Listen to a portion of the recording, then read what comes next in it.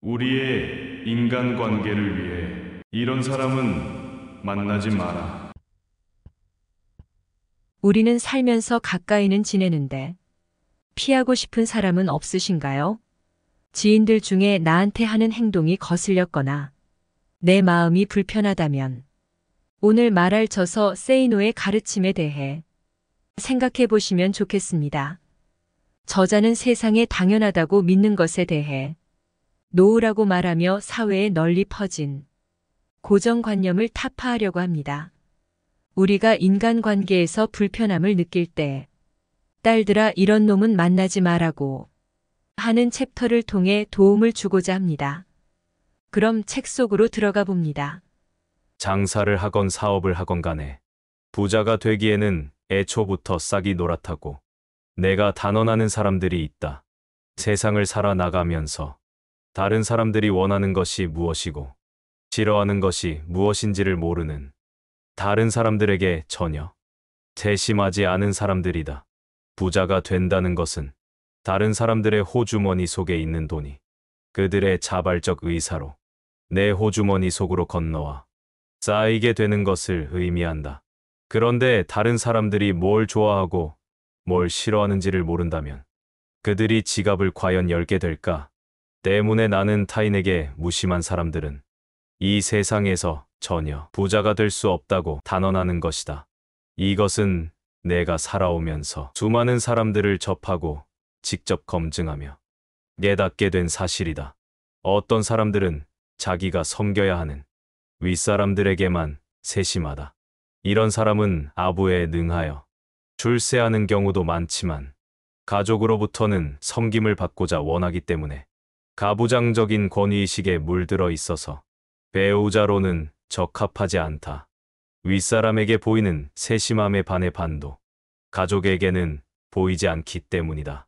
이런 남자들에게 있어 가족은 기본적으로 손아래 집단에 지나지 않기 때문이다.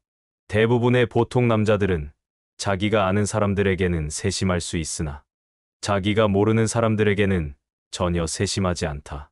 택시를 탈 경우에도 아무 곳에서나 차를 잡으려는 놈은 싹이 노란 놈이다. 그 택시 뒤에 따라오는 다른 차들을 생각하지 않기 때문이다. 남자친구가 어딘가를 운전하며 갈 때 길을 많이 헤맨다면 싹이 노란 놈이다. 길을 떠나기 전에는 미리 지도를 찾아보고 사전에 준비했어야 한다. 회사에서 거래처를 다녀와야 할 때 아무 생각 없이 나가는 직원도 있지만 이미 그곳을 방문한 적이 있는 다른 사람에게 물어보거나 지도를 보면서 거래처에 전화를 하여 길을 상세히 물어본 뒤 출발하는 직원도 있다. 운전하고 가다 보면 알게 되겠지 하는 놈들은 인생도 그 모양으로 지레짐작으로 살고 있음을 나는 보아왔다. 심지어 길을 헤매는 중에도 절대 다른 사람에게 물어보지 않으려고 하는 이상한 남자들도 꽤 있음을 알아두어라. 이들은 인생을 살아가면서도 자기 고집대로만 하려고 한다. 운전을 거칠게 하는 놈과 과속을 일삼는 놈들은 당연히 피하여라. 그들은 시간을 절약하고자 속도를 냈다고 말하겠지만 그런 놈이 시간을 아끼고자 운전하여 집에 돌아와 하는 일이라고는 기껏해야 소파에 누워서 TV나 본다는 것을 명심하여라. 야간에도 주간등만 켜놓고 운전하는 바람에 후미등이 안 들어오므로 사고를 유발하는 운전자와 앞차 운전자를 눈부시게 하는 상향등을 켜고 다니는 운전자는 정말 멍청하다는 생각밖에 안 든다. 운전 중 양보를 받았을 때 감사의 표시를 하는가도 살펴보아라. 보행자 우선 원칙을 지키는지도 눈여겨보아라.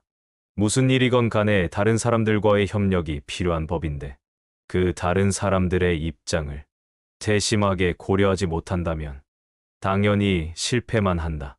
비단 운전 습관에서만 세심함의 정도를 간파할 수 있는 것은 아니다. 어느 광고에서 나오기도 하였지만 공공장소에서 문을 열고 들어갈 때 반드시 뒤를 살펴보고 날아오는 사람이 있으면 문을 계속 붙잡고 있는가를 살펴라.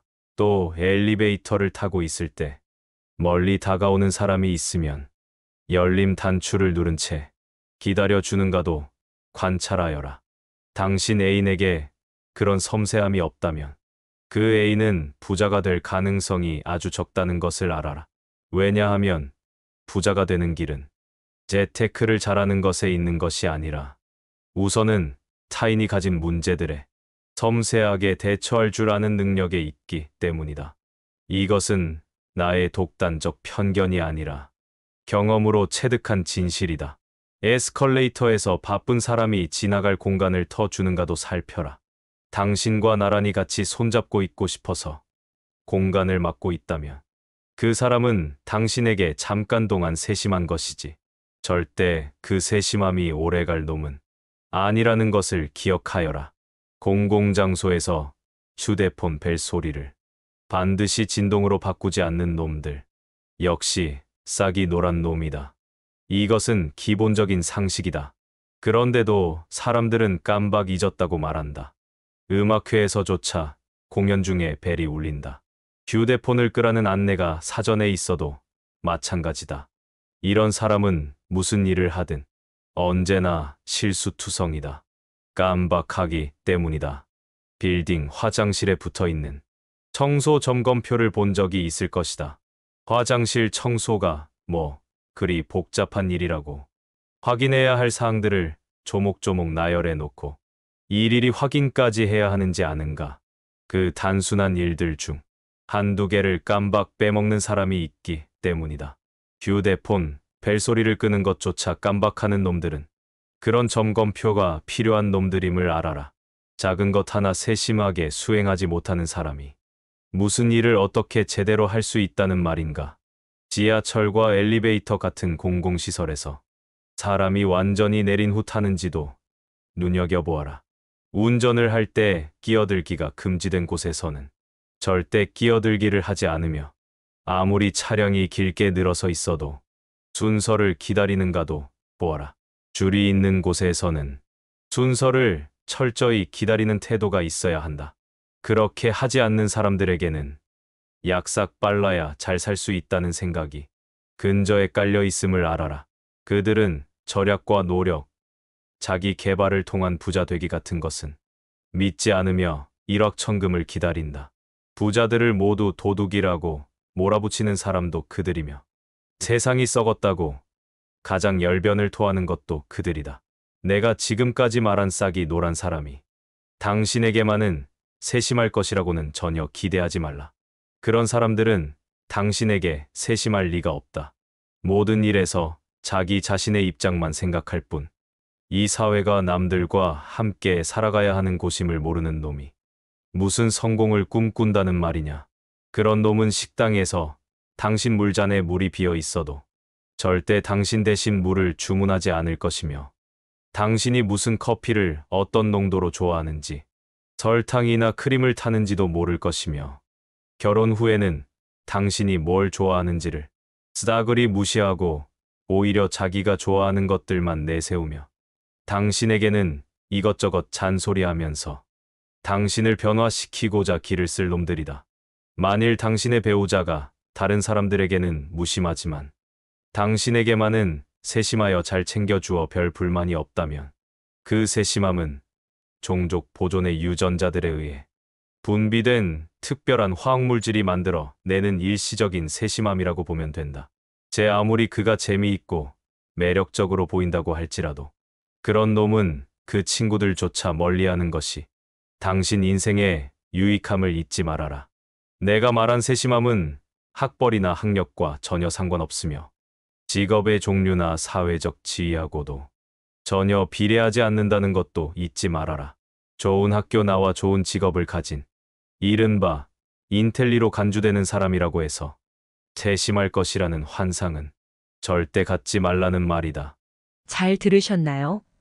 저자는 이런 사람을 피해야 한다고 직설적으로 이야기하며 특히 결혼을 앞둔 여성들에게 하는 이야기가 많습니다. 지금은 시대가 바뀌어서 저자도 독신으로 살아도 괜찮다고 후기에 말합니다.